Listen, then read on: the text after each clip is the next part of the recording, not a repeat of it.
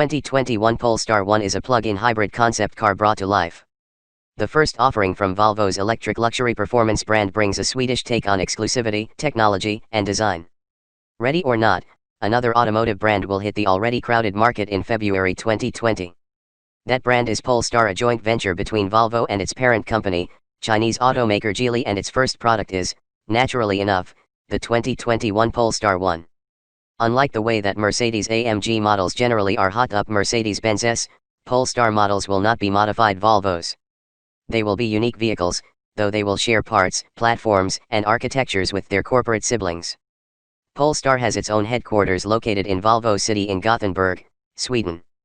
Highs, elegant styling, solid performance, best electric range of any PHEV.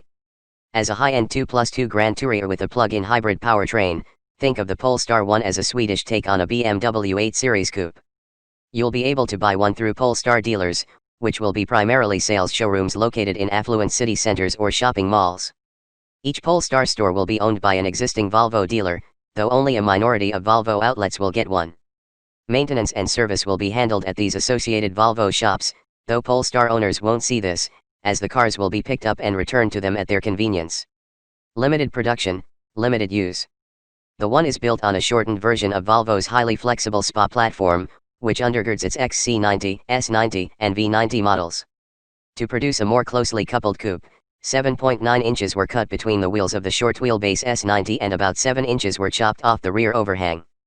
The result is only 180.5 inches long, though it is 3.1 inches wider than an S90 and a significant 3.9 inches shorter, thanks to the sloping roofline, which has the perfect profile of a teardrop sliced in half.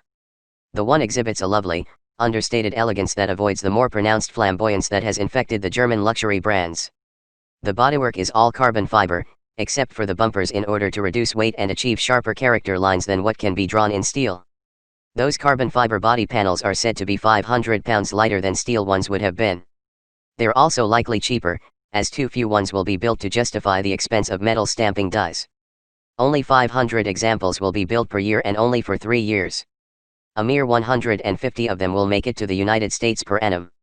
Though Polestar describes itself as the technology spearhead for the Geely/Volvo group, it also could be the styling icon, as the One exhibits a lovely, understated elegance that avoids the more pronounced flamboyance that has infected the German luxury brands. Inside, you'll find switchgear and the tablet-like Sensus infotainment system that is familiar from current Volvos. You'll have to wait for Polestar's second model, the 4-door 2, to get its trick Android-based infotainment system. However, the upholstery, carbon fiber accents, and metallic trim that completely encircle the cockpit delivers a richness to the experience. Lowe's, compact interior packaging, synthetic driving feel, lofty price tag. Unfortunately, while the front seating area is comfortable and generous, rear occupants are not so lucky. Between the lack of legroom and the plunging roofline, the second row is about as roomy as the back seat of a Porsche 911. That lack of volume extends to the trunk, which at 4 cubic feet, also is roughly 911 sized. Part of the blame for this tightness devolves onto the Polestar CEO, Thomas Ingenlath, who is a designer and thus programmed to sacrifice practicality for style. Fellow designer Henrik Fiske's Karma model suffered similar problems, with BMW 3 Series levels of interior space in a car with a 7 Series footprint. But the Polestar 1's 180.5-inch length doesn't help. It's 5 inches shorter than a current 3 Series sedan. The One's plug-in powertrain bears the rest of the blame. Complicated packaging. Though a PHEV configuration provides the best of both electric and internal combustion power plants, the two powertrains take up more space than a single one. Up front sits a supercharged and turbocharged version of Volvo's 2.0-liter inline-4 coupled to a 71 HP integrated starter generator and an 8-speed automatic transmission. Under the trunk floor is a pair of 114 HP electric motors, one for each rear wheel. What's more, Polestar wanted the One to have more range than any other PHEV, so the engineers crammed 34 kWh of the latest LG Chem lithium-ion pouch cells into the car. That's almost twice the energy capacity of a Chevrolet Volt, and it should be enough for at least 60 miles of pure electric range. EPA figures have yet to be certified. But since this platform was not designed for underfloor battery storage, those cells fill the broad central tunnel in the cabin and also take up space behind the rear seat, hence the truncated trunk. This layout makes for an interesting powertrain that provides pure front-wheel drive when only the gas engine is running, pure rear-wheel drive on electric power alone, and all-wheel drive with various degrees of front-to-rear torque split in hybrid and max power modes. The separate rear motors, however, do provide torque vectoring flexibility. Impressively capable. That arrangement pays off in the tight corners of our drive route on the undulating hillside roads between Silicon Valley and the Pacific Ocean, where the Polestar 1 demonstrates an agility and lack of understeer completely unexpected in a heavy and substantially sized vehicle. In fact, the 1 does quite well when pushed on fast, twisty roads. The constantly varying torque split is unnoticeable. The 21-inch Pirelli P0 summer tires provide plenty of grip, the big Akebano-sourced brakes deftly dissipate speed, and the car is easy to precisely position, even on narrow 2 lanes. With a combined peak output of 619 horsepower and 738 lb-ft of torque, you'd expect the 1 to be quick, but the car does weigh roughly 5,200 pounds, so Polestar only is claiming a modest 0 to 60 time of 4.2 seconds.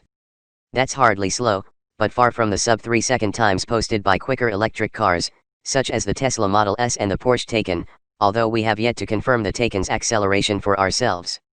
We predict the 1's sprint to 60 miles per hour will take 3.9 seconds, it feels every bit that quick, and it does provide the instant throttle response we've come to expect from electrified powertrains. We could do with a more natural feel from the Polestar's steering, which has a strong sense of self-centering that comes off as synthetic. And while its brake pedal is admirably firm, it can be touchy, especially when the B position is selected on the shifter to maximize regenerative braking. It will take more than a few hours in the driver's seat to thoroughly explore all of the driving modes: hybrid, pure electric, AWD, performance, and individual. But performance works best for serious motoring because the 8-speed transmission connected to the gas engine selects gears to keep the engine on boil and to minimize downshifts. In hybrid mode, on the other hand, the gas engine frequently turns on and off, and when you depress the accelerator the car tries to meet your need for more thrust by adding power to the electric motors, which is fine until they're maxed out and the gas engine fires to life with a noticeable bump. Running in pure electric mode cuts the available power roughly in half, but that's still plenty to keep up with normal traffic. Electric power can take you all the way to 100 miles per hour before the motors are disengaged to prevent overheating. A concept car for the road. While the Pirelli tires deliver good grip, their low, 30 series sidewalls make for a firm ride that not even the Öhlins dampers can dispel. There's also a fair bit of road noise that is likely tire related and perhaps not entirely appropriate for a GT car intended for long distance travel. By the way, those Öhlins dampers are adjustable but only via knobs attached to their housings, so you'll need to pop the hood and jack up the rear end to fine-tune the suspension to your liking. Somehow, we don't see many owners bothering with it. There are a few other odd touches to the Polestar 1, such as the lack of power adjustment for both the steering column position and the seat cushion's thigh extension. The glass top allows a huge amount of light to come through, but there is no means mechanical or electric to shade it. The sun visors sit in recesses in the headliner and can't fold forward to lie flat on the windshield, nor can they swivel to cover the side windows. These are perhaps the hallmarks of a concept car brought to life and only intended for a brief production run. And these cars will cost dearly, with a sticker price of $156,500 fully loaded. Your only options will be the selection of interior trim, wheel finish, and one of 5 exterior colors, each available in glossy or matte finishes, with the latter costing an additional $5,000. It's hard to say that the Polestar 1 is a great car at a great price. There are plenty of excellent luxury coupes on the market at the Polestar's entry point, plus or minus $50,000. What this car offers are its high-tech PHEV powertrain, genuine elegance, and the certainty that you won't see them dotting city streets, not even in New York or Los Angeles. And if you hold onto your one long enough, we imagine you'll surely be invited to display it at Pebble Beach one day.